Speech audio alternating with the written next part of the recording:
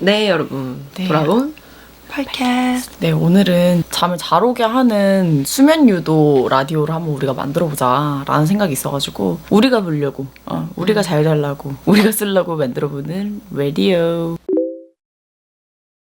그래서 저희 이제 책 같은 거를 추천해주는 겸 이걸 읽어주면서 좋았던 부분들이나 뭐 같이 생각을 해볼 수 있는 부분들을 얘기를 해보고 같이 의견도 나눠보는 시간을 가져보면 좋을 것 같습니다. 네, 그래서 책을 3권이나 가져오신 설혜경 씨 먼저 한번 해보도록 하겠습니다. 근데 3권 가져왔다가 한 권은 영 안 될 것 같아가지고 뺐어요. 2권 가져왔는데 뭔가 잠자기 전에 읽기 좋은 책 생각을 하다가 이거는 잡지거든요. 잡지? 네, 문학 잡지. 그래서 길게 안 읽어도 되고 원하는 만큼만 읽고 자기 좋은 책인 것 같아서 가지고 왔고, 그리고 이거는 재밌는 꿈 꾸기 좋은 책인 것 같아서 가져왔는데, 신비로운 동물들에 대해서 여러 가지 신화 얘기도 하고 과학적인 얘기도 하면서 그 신비로운 동물들에 대한 자세한 이야기를 해주는 책이거든요. 이거를 읽고 자면 뭔가 진짜 재밌는 꿈 꿀 것 같아가지고 가지고 왔어요. 꾼 적 있어요, 실제로? 검정색 시바견이 빗자루 타고 날아다니는 꿈 꿨어요. 귀여워. 상상력을 좀 확장시켜줄 수 있는 책이네. 네.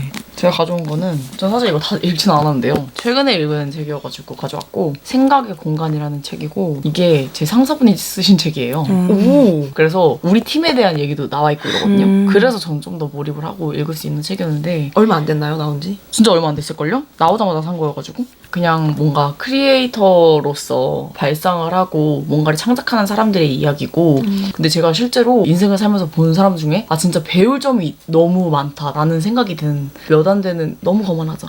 몇 안 되는 사람 중에 한 분이에요. 진짜 부럽다 이렇게 생각을 한. 그래가지고 더 재밌게 봤고 여러분들한테 추천하고 싶은 책입니다. 네, 제가 가져온 책은요. 우와. 두껍다 좀. 많이 보셨을 수 있는데 2권이거든요. 2권이에요. Me Before You라는 책과 파라다이스.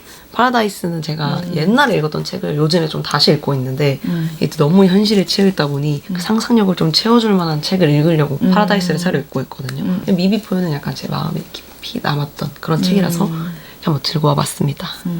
알겠습니다. 그러면은 한번 혜경님 먼저 해보는 걸로. 저도 이거 다 읽진 않았는데 카테고리별로 어떤 생명체별로 이렇게 설명을 종별로. 그래서 저는 인간이랑 도롱뇽이랑 마귀상어 이게 재밌었던 것 같은데 도롱뇽 부분 읽어드릴게요. 너무 근데 그 마법의 그런 그거 같다. 마법 학교에서 약간 이렇게 아홀로틀, 무는 척삭동물이고 강은 양서, 목은 도롱뇽, 보전 상태가 위급이래요. 아홀로틀을 처음 보면 도저히 눈을 뗄 수가 없다.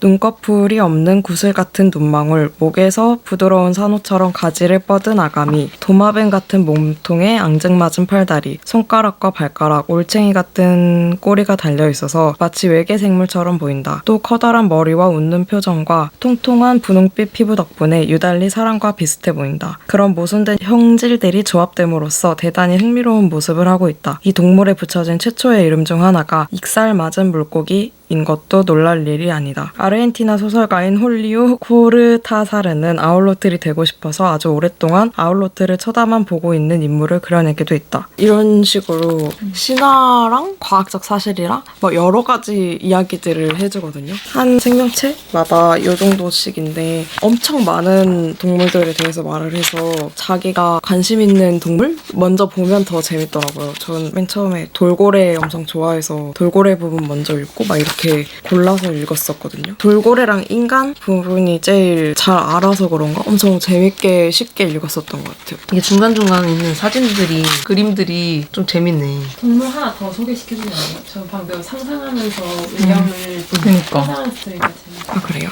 유니콘 닮은 마귀상어에 대한 부분이 있는데 저는 이 부분도 재밌었어요. 이름도 근데 좀 좋다. 마귀상어. 현대 동물 우화집의 실을 실제 유니콘을 하나 고르고자 한다면 후보가 너무 많아서 쉽지가 않다. 많은 이들은 일각 돌고래를 꼽을 것이다. 일각 돌고래는 거의 신화 속 유니콘만큼 비현실적으로 보이며 길게 뻗은 하나의 앞니는 정말로 놀라운 특성을 지닌다. 일각 돌고래의 앞니는 사실 위 왼쪽 앞니 하나가 나선형으로 감기며 엄청나게 길어진 것으로서 동물학자들이 예전에 가정한 식으로 수컷들이 마상창 시합을 하듯이 서로 겨루는 좋은 용도의 2차 성징도 아니고 더 빨리 헤엄치도록 돕는 적응 형질도 아니다. 실제로 그런 기능을 하기는 하지만 단지 그 기능만을 하는 것도 아니다. 일각 돌고래의 엄니는 무엇보다 자연에 알려진 그 어떤 동물도 따라오지 못할 방식으로 염도, 수온 압력, 입자 농도의 변화를 검출할 수 있는 수력학적 감직이다. 더군다나 일각 돌고래가 앞으로 맞이할 가능성이 높은 숙명을 고려하면 그들은 유니콘의 후보자로 더더욱 적합하다. 북극권의 급격한 기후변화 등의 교란으로 그들은 곧 신화 속 동물들이 속한 곳으로 사라져 버릴지도 모르기 때문이다. 하지만 나는 마귀상어를 꼽고 싶다. 물론 그것이 확대 해석이라는 것도 알지만 말이다. 마귀상어는 햇빛이 닿지 않는 수심 수백 미터의 컴컴하고 차가운 바닷속에 사는 원시적인 모습의 동물이다. 마귀상어의 뿔은 얇은 송곳니 같은 이빨들이 줄줄이 박힌 늘어나는 턱 위에 튀어나온 칼날 같은 주둥이다. 이 상어의 영어 이름은 일본 전설에 나오는 악기인 마귀를 닮았다고 해서 붙여진 것이다. 일본 해역에서 처음 발견되었기 때문이다. 마귀상어는 등 지느러미가 둥글며 꼬리는 옛날 원예용 낫과 비슷한 모양이다. 근데 약간 이런 묘사 네. 좀 잠 잘 오는데 도움 되는 것 같아. 상상해볼 이게 수 구체적으로 나를 상상하는 게 도움을 주는 것 같아. 이런 책이에요. 뭐야? 아니 너무 길어요. 재밌습니다. 이 마무리 뭐냐며. 저 여기에 인간도 있는 게 너무 재밌었어요. 인간도 좀 인간에 읽어주면 안 돼요? 대해서 하는데 보전 상태. 보존 상태가 평가 불가. 인간 부분 근데 진짜 엄청 재밌거든요. 일단 엄청 중략하고 읽을게요. 또 달리기가 우리를 가장 인간답고 건강하게 만드는 핵심 요소라는 주장도 있다. 달리기를 할 때 인간은 풍크치온스루스트 즉 본래 하도록 되어 있는 것을 하는 기쁨을 느낀다는 것이다. 동물은 본래 자신의 생존에 중요한 것을 하는데 능숙하며 그것을 하면서 즐거움을 얻는 경향이 있다. 인간에게는 달리기가 그렇다. 달리고 동물을 뒤쫓는 행위가 이후 과학을 가능하게 한 정신적 과정들 중 상당 부분이 진화할 수 있도록 자극했다는 주장도 있다. 인류 역사의 99%를 넘는 기간 동안 끊임없이 움직이는 것이 우리의 운명이었다. 너무 혜경님스럽다. 여기서 나오는 인간에 대한 설명이 하는 부분들이 많아요. 네, 저 한번 해보겠습니다. 저는 이거를 누구한테 추천하냐면 회사 다니는 사람. 회사 다니는 사람한테 추천하고 여는 걸 한번 일단 읽어볼게요. 생각들이 마음껏 뛰어놀 수 있는 공간이 있으면 좋겠다. 이왕이면 아주 큰 공간으로 말이다. 자그마한 머릿속에 제멋대로 들어와 버린 생각들이 이리저리 날뛰다 뒤엉키고 벽과 천장에 부딪히며 게이지를 소모하고 있기 때문이다. 온종일 머릿속이 복잡한 사람이라면 공감하지 않을까? 생각의 공간은 상상 가능한 가장 넓은 공간으로 하자. 애당초 그 공간을 정리정돈을 할 마음은 없다. 어차피 생각의 공간은 어질러질 수밖에 없고 한없이 어질러져도 괜찮은 유일한 공간이니까. 이렇게 상상하면 마음이 편해진다. 자, 마음 편해지셨죠? 마음 편해졌을 거야. 그냥 상상하면서 들어. 어떤 생각이든 눈치 보지 않고 들어와서 마음껏 휘저으며 뛰놀고 에너지를 발신해도 좋다. 모든 생각을 자신이 생각이라 소개하지만 대부분 언어라는 탈을 쓰고 나타나는 욕구이다. 생각이라 여기면 어렵고 머릿속이 복잡해지다가도 욕구는 어쩔 수 없는 있는 그대로 받아들이게 된다. 욕구는 심플하다. 발생한 크기만큼 에너지를 발산해야 된다. 새로운 것을 생각해내는 창의성 또한 호기심과 상상력이 의기투합해서 만들어낸 욕구가 아닐까 생각한다. 자, 뭐 이런 것들이 있고요. 저는 닫는 글이 참 좋았고요. 여는 걸 닫는. 네. 확실하시네요. 앞뒤만 본 거 아니고 해야 하는 일과 하고 싶은 일. 회사에서는 해야 하는 일이 주어진다. 물론 그 과정이 일방적인 것은 아니다. 월급 받는 대가로 주어지는 역할을 해내겠다고 스스로 계약서에 사인을 한 사항이다. 맞아, 우리 그랬었어. 그 사실을 인정하고 순수히 주어진 역할을 잘 해내면 되겠지만 아무리 어른이라 하더라도 일하고 싶은 마음이 사라질 때도 있고 하기 싫다는 감정이 불쑥될 때도 있다. 자, 건너뛰고. 스트레스를 줄이기 위해서는 해야 하는 일을 하고 싶은 일로 만드는 스킬이 필요하다. 대체로 주어지는 일들에서 스트레스가 시작되기 때문이다. 게다가 크리에이티브 업무에 있어서는 디자이너가 하고 싶어서 하는지와 해야 하니까 하는지에 따라서 결과물의 퀄리티도 크게 차이가 난다. 디자이너의 호기심과 발상은 강요될 수 없다. 크리에이티브한 결과물은 언어 안에 머물지 않기 때문에 명확하게 지시받는 사항을 수행하는 것만으로 부족한 감이 있다. 각자의 하고 싶음, 해내고 싶음에서 비롯된 모티베이션은 주도적이고 적극적인 태도를 이끌어내며 전 과정에서 퀄리티를 높인다. 뭐 이런 것들이 있고요. 그래서 약간 어떻게 하고 싶은 일로 만들어내야 되는가 뭐 이런 과정들이 있는데 궁금하시죠? 어떤 춤을 출 것인가? 창밖에 비가 추적추적 내린다. 여기는 집 앞 스타벅스. 지난 몇 달 동안 주말 아침이면 이곳으로 출근해 글을 썼다. 1층 카운터 앞 창가에 앉으니 이제 익숙해진 올드 재즈 플레이리스트에 더해 커피 내리는 소리와 주문 받는 목소리가 선명하다. 그래? 그랬어? 오케이. 너무 선명하게 들려. 선명하다. 반드시 잘라줘. 혜경이가 부끄러울 수 있잖아. 그치 혜경? 혜경님이야? 네. 그랬어? 소였다. 나 수진님인 줄 알았어. 나야. 선생님 착하다. 빨강 티셔츠만 한 겹 입고 나왔는데 에어컨 바람에 서늘한 날씨가 더해져 몸이 살짝 떨린다. 따뜻한 아메리카노를 훌쩍거리며 지나가는 차와 사람들을 바라보고 있다. 나디즘 풍경인데 불과 며칠 전 출장지 카페에서 바라보던 거리가 떠올라 또 다른 느낌으로 다가온다. 지나가는 사람들과 차들의 움직임, 구름이 만드는 거리의 색감, 비로 반짝이는 아스팔트 도로까지 다르게 느껴진다. 오늘은 마음의 여유가 있나 보다. 비슷한 듯한 일상이지만 가만히 느껴보면 새로운 것 투성이다. 매 순간이 그렇다. 기억에 새록새록 새겨질 만큼의 새로움이 가득한 순간들이 무심하게 흘러가고 우리는 매 순간에 감각하고 있다. 내가 어떻게 그 순간에 대하는지에 따라 체감과 기억의 농도는 달라진다. 생각의 공간에서 창의력이라는 욕구를 잘 다뤄보고 싶다는 바람 이전에 매 순간을 대하는 우리의 태도가 출발점이다. 사실은 그것뿐인지도 모르겠다. 무라카미 하루키의 댄스 댄스 댄스라는 책에는 이런 구절이 있다. 춤을 추는 거야. 음악이 계속되는 한. 각자에게 주어진 생애의 모든 순간이 음악이다. 어떤 춤을 추는지는 각자의 선택이다. 그래도 음악이 흘러나오고 있는데 춤을 안 춰... 안 출 수는? 그래. 춤을 안 출 수는 약간 졸리게 이렇게 듣고 있다가 멈출 때마다 하고 집중하게 돼. 그래도 음악이 흘러나오고 있는데 춤을 안 출 수는 없지 않을까? 저 목차 궁금해요. 왜냐면 처음에 약간 이게 발상법에 대한 책인가 했는데 그것보다는 좀 더 자기계발서 이 느낌인 것 같아요. 일단은 두 장이 있어요. 첫 번째 장인 발상이고 두 번째 장은 공명이에요. 강의 어는 과정. 스마트와 크리에이티브, 트렌드와 펀더멘탈, 소비자, 사용자, 고객, 타깃. 그냥 아무튼 약간 좀 디자인에 관련된 그런 거예요. 아트와 디자인이라는 운명, 지키고 싶은 것, Y의 뒷면, 노포 사장님과 취향, 기억해줘, 디지털과 아날로그, 전생했더니 슬라임이었던 건에 대하여. 이거 잠깐 얘기하면은 이분이 좀 오타쿠시거든요. 오타쿠라고 얘기해도 되나? 진성 오타쿠 같은 느낌이 있는데요. 그래서 만화 얘기도 많이 나오고 영화 얘기도 많이 나와요. 바위는 배라고 있는 곳인가? 언어가 디자인하는 시대, 작은 영화관. 그래서 우리는 음악을 듣는다. 1평의 경험, 증명사진과 디자인 리뉴얼. 2장 읽어볼게요. 네, 있습니다. 네. 이거 궁금해요. 국문학과와 웹툰 작가 지망생. 네, 국문학과 웹툰 작가 지망생 141페이지. 잘 읽어보세요. 나만 읽어. 자리 하나 펴줘. 아이고. 카레를 그냥 데려가라 이 정도면. 아무튼 저는 읽고 회사를 다니면서 디자이너로 느끼는 뭐 생각들이나 사회인이 되었다는 뭐 그런 무게감 이런 것들이 뭐 별반 다르지 않구나라는 생각도 들고 뭔가 나만 하는 고민들이 아니구나 이런 생각에 뭐 공감을 많이 받고 위로를 많이 받았던 그런 책이어서 가져와 봤어요. 그럼 저는 상상을 하셨으니까 파라다이스를 먼저 해볼게요. 이 책은 공상과학, 약간 그런 소설, 판타지 느낌도 있고 내용적인 것보다는 그냥 이 책이 어떤 책인지에 대한 얘기입니다. 날마다 새로운 아이디어가 머릿속에 떠오른다. 떠올라 싹이 트고 머릿속을 떠나지 않는다. 처음엔 그저 시험해볼 만한 가설이었다가 그 다음엔 탐사를 떠나야만 할 것 같은 길로 변한다.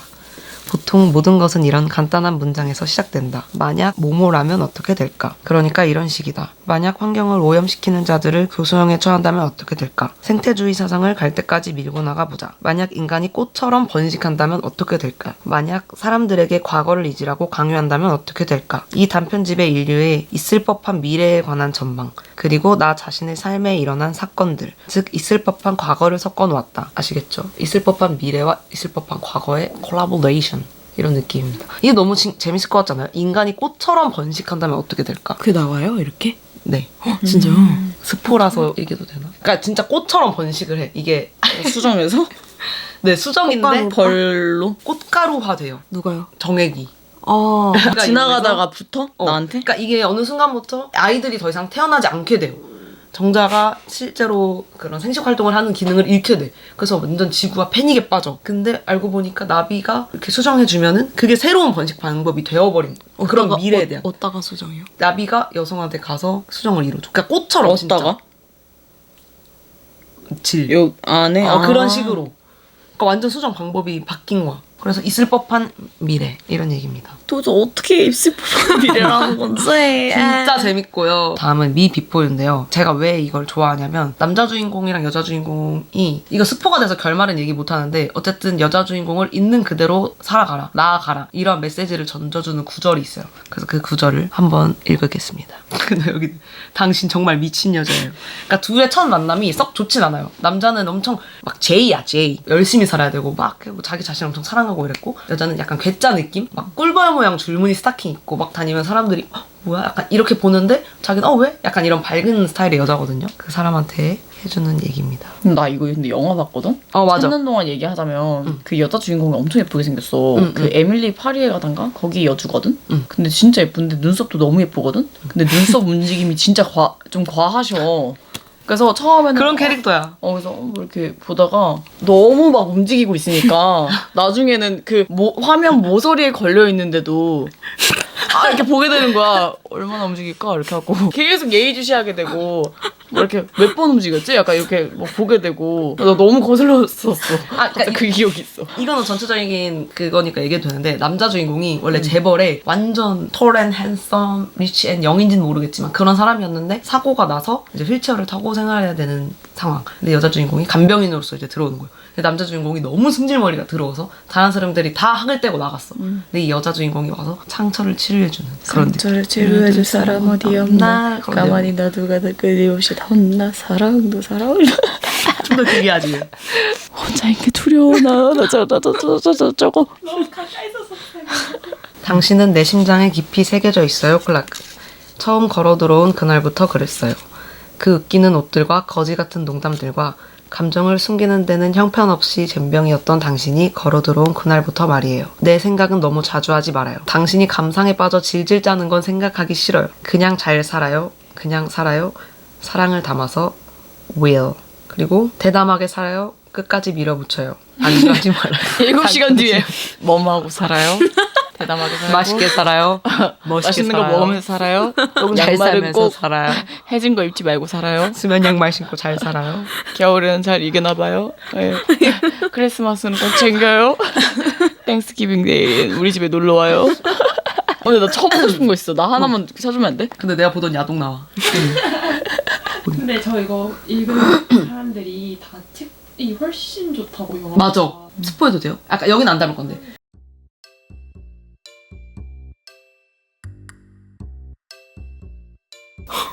되게 충격적이지. 싫어해요? 실화는 아니죠. 그냥 소설. 저는 최근에 진짜 감명 깊게 읽은 책이 있는데 지금 없는데 빌려서 봤었어가지고 니체의 인생론인데 지금 제가 좋아하는 그 꼭지는 못 찾고 그냥 일단 읽어드릴게요. 엄청 읽기 쉬워요. 니체가 했던 모든 그런 것들을 이 역금집으로 완전 쉽게 이런 식으로 이렇게 챕터별로 남의 블로그 보여주기 냈다. 짧은 글로 하루하루 읽을 수 있게 아. 되어 있거든. 뭔지 알겠죠? 그래서 엄청 읽기 쉽고 그런데 내가 막연하게 했던 생각들 막 둥둥 떠다니는 생각들을 얘가 정리해줘 막. 첫 걸음은 자신에 대한 존경으로부터. 자신이 하찮은 인간이라고 생각해서는 안 된다. 그것은 자신의 행동과 생각을 거기에 얽매여 놓기 때문이다. 자신을 존경하는 것에서부터 시작하자. 아직 아무것도 시작하지 않은 자신을, 아직 실천하지 않은 자신을 인간으로서 존경하는 것이다. 자신을 존경하면 나쁜 일을 할 수 없게 된다. 인간으로서 경멸당할 행동을 하지 않게 된다. 이렇게 삶의 방식을 바꾸어 이성적인 자신, 타인의 본보기가 될 수 있는 인간이 될 수 있는 것이다. 그것은 자신의 가능성을 크게 개척하여 그것을 이루기에 걸맞는 힘을 갖추게 된다. 자신의 인생에 대한 책임을 다하기 위해 우선 자신을 존경하라. 이렇게 되어 있는데 생각을 해볼 수 있는 거리들에 대해서 막 이렇게 하거든요. 아무튼 재밌어요. 이거 되게 쉽게 쑥쑥 읽을 수 있는 책이니까 이것도 추천한다. 갑자기 뭐 어떻게 살아라 하니까 갑자기 그거 추천해줄까? 갑자기 생각나네요. 혜경님 하나 더 공부해야 아 맞아. 이거는 문학 잡지 같은 거 관심 있으시면은 저는 몇 권 안 읽어보긴 했는데 악스트랑 창비 거만 읽어봤거든요. 근데 보면 의외로 문학에 대한 얘기만 하진 않고 요즘 이슈되는 것들에 대한 내용도 엄청 많이 담겨 있어요. 그리고 되게 짧은 꼭지들이 많이 있어서 진짜 짧게 읽고 자고 싶을 때 자고 뭐 읽다가 안 끊기고 다 읽고 잘 수 있어서 좋은 것 같고 저는 여기서 약간 자본주의에 대한 문학 작품들 비평하는 부분이 있는데 그 부분이 좋아서 그 비평을 원래 읽으려고 했는데 오래 걸릴 것 같아요. 아니요. 읽어주세요. 네, 안녕하세요. 저희 팟캐스트 2로 돌아왔습니다. 근데 이거 되게 좋겠다. 난 이렇게 한번 이렇게 긴 호흡으로 쫙 읽는 것보다 이렇게 챕터가 나눠져 있거나 이런 것들이 참 좋아. 문학평론 한 곡지인데 자본주의에 대처하는 우리의 자세, 최백규와 최재인이 노동과 우울을 그리는 방식에 대하여 성현아 문학평론가님이 쓰신 구절인데 최근 젊은 시인들의 시에는 분노가 잘 드러나지 않는다. 이를 분노 이외의 다른 방식을 모색하는 움직임으로 보고 긍정할지 세계와의 대결 의지를 잃은 것으로 판단하여 비판적으로 바라볼지에 대해서는 의견이 분분하지만 2010년대 이후 등장한 젊은 시인들의 시에서 분노를 찾아보기 어려워졌다는 데는 이견이 없어 보인다. 많은 논자들이 그 원인으로 주체의 위상 변화를 꼽는다. 자본주의가 이데올로기로 인식조차 되지 않는 현 상황에서 자본주의를 향해 부정적 정서를 표출하는 작업은 어떤 감흥도 창출해내기 어렵다. 게다가 자본주의가 초래한 극심한 불평등을 그대로 재현하는 일은 도리어 그것이 결코 극복할 수 없는 질서처럼 보이도록 만드는 데 기여할 수 있다. 자본주의를 향한 직설적인 비판이 오히려 자본주의는 공고하며 혁명은 무모하고 불가능하다는 인식을 강화하게 되는 셈이다. 실제하는 불의의 세력이 비교적 선명히 눈에 보이던 시기에는 분노가 효과적인 저항의 동력이 될 수 있었겠으나 지금의 자연화된 구조 앞에서는 바위에 부딪혀 그 내구성을 증명해주는 계란 신세가 된다. 비판을 거두고 냉소로 일관하는 태도도 대안이 되기는 어렵다. 하고 그 자본주의 관련된 이 작품들 인용을 해주는 걸 보기만 해도 엄청 재밌더라고요. 최지인 시집 중에 마카벨리전 부분을 인용을 한 부분이 있는데 약에 취한 아버지는 실종되었고 가계 부채가 늘어갔다. 힘없는 자들이 입안에 독한 술을 털어놓고 가장 아끼는 것을 박살냈다. 아버지는 불황자였다. 그는 정당한 보수를 받아본 적이 없었고 평생 일했다. 결과가 어찌됐건 그것은 왜곡되었다. 아버지는 가양동 현장에서 일하셨다. 오한마로 벽을 부수는 일 따위를 하셨다. 세상에는 벽이 많았고 아버지는 쉴 틈이 없었다. 이거는 비정규라는 시의 구절이고 저는 오히려 여기를 읽으면서 그러면 안 되지만 위로를 받았거든요. 왜 위로받았어요? 어떤 부분? 여기에 대해서 예민하게 느끼고 문제라고 느끼는 사람들이 나만 있는 게 아니다라는 걸. 맞아. 근데 나랑 생각이 비슷한 누군가가 있다는 걸 발견하는 것만으로도 엄청 위로가 되지 않아요? 맞아요. 그래서 2022년 여름에 좀 이슈되는 것들에 대한 문학 작품이나 뭐 인터뷰나 이런 것들 많이 실려 있거든요. 관심 있는 연도 걸로 사서 읽으시면 좋을 것 같아요. 너무 좋다. 난 이런 게 있는지도 몰랐다. 이 문학에 너무 관심이 없다 보니까. 나도. 난 거의 그냥 추천해받으면 사서 읽는 편이어가지고. 네, 아무튼 여기까지 저희가 재우는 라디오. 제라. 수면 유도 라디오로 한번 돌아와 봤는데요. 책을 각자 이렇게 고르는 취향도 다르고 좋아하는 포인트도 좀 달라가지고 재밌었는데 다음에도 혹시 반응 좋으면 2탄으로 돌아올 수 있으니까 구독, 좋아요? 알림 설정까지 부탁드립니다. 하나, 둘, 셋.